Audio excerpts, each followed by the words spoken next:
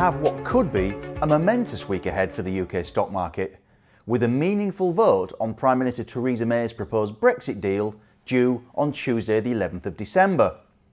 Without wishing to express any views, and certainly those that could upset Brexiters or Remainers, price action in the currency, bond and stock markets would suggest the end result nobody seems to want is no deal.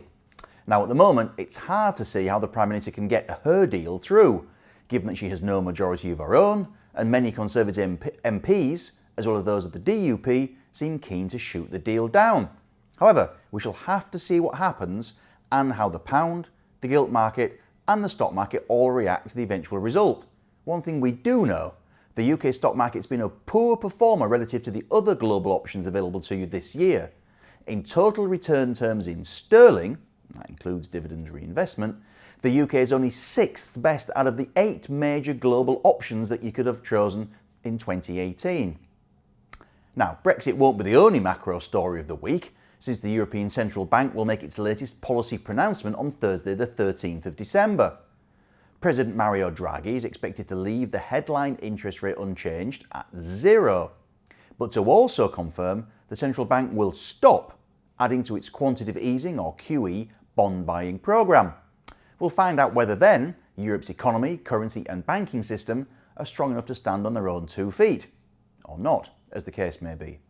This chart shows the ECB's headline interest rate and the size of its balance sheet on a monthly basis going back to the Great Financial Crisis. Remember that all Mr Draghi's talked about so far is no longer adding to QE.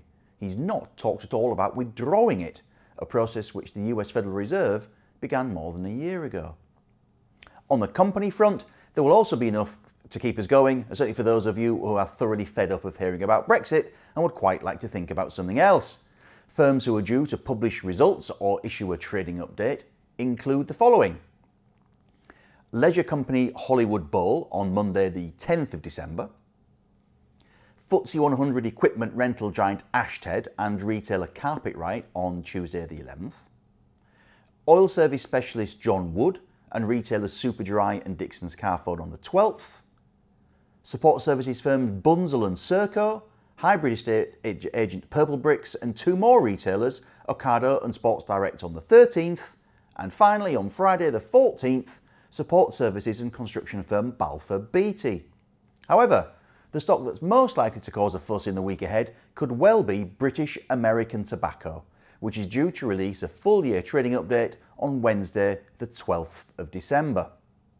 As we can see here, the shares have just been dreadful in 2018. There's no other word to put it, I'm afraid to say.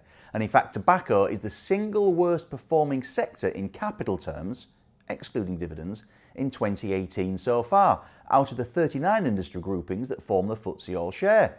The sector's down by 40% compared to a 9% drop in the All Share, again excluding dividends. There are several reasons for this rotten showing, and they include the continued regulatory drive and health campaigns against smoking in the West, which is putting pressure on prices and volumes.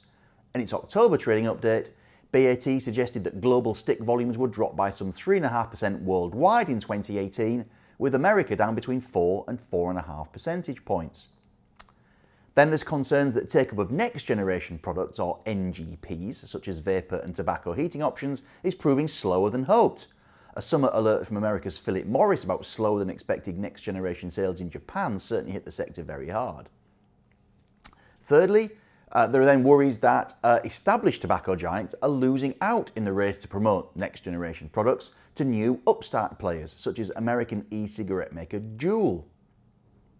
And then, to cap it all, you got the threat of an investigation by American regulator, the Food and Drug Administration, to see whether it should ban some flavoured e-cigarette and vaping products because of what it fears is widespread use of them amongst teenagers. This makes the December trading update particularly timely, especially as British American Tobacco's chief executive Nico Durante, his tenure is coming to a close. He'll step down after 8 years at the top to replace by Jack Bowles next April. Now, when it comes to the trading update, analysts will be looking at 4 things in particular. First, BAT's target of high single-digit earnings per share growth on an adjusted basis. In October's trading update, Mr. Durante said the firm was on track, but currency movements could shave some 7% off the number. We can see the historical progression in adjusted earnings per share here, with the target for 2018 for adjusted earnings per share at the end, on the right. Now, as we can see, analysts expect growth of some 2 to 3% year on year, including currency movements. Secondly, look at the company's target to increase profit margins even as it fights price pressure and invests in next generation products. Here's the stated and adjusted operating margin progression at the company over the past decade, right up to this year's first half numbers. Thirdly, sales for next generation products will be very important, or as BAT terms them, it's reduced risk, potentially reduced risk products, or PRRPs. Now they include Vipe, Views, Vibe and Alto. The bad news here in October was that BAT cut its target for this year from 1 billion in revenues to 900 million. And finally, look at the debt pile, which was £48.5 billion at the end of the first half. BAT intends to keep on reducing its debt, which jumped sharply following 2017's £42 billion purchase of Reynolds American. So watch out for any update there.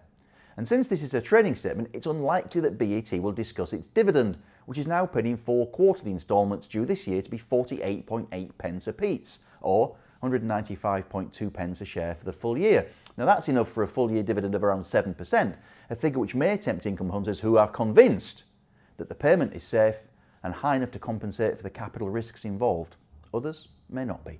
Thank you for watching, and I look forward to seeing you next time.